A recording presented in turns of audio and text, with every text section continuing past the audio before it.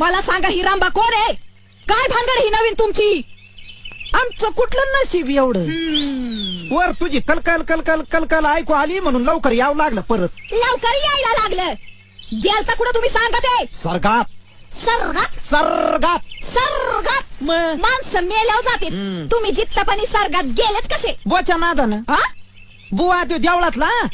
अगं बाबा, म्हणजे तुम्हाला बुवाचा बी नाद आहे का काय? ए उगा औषधा सारखं बोलत जाऊ नको काहीतरी.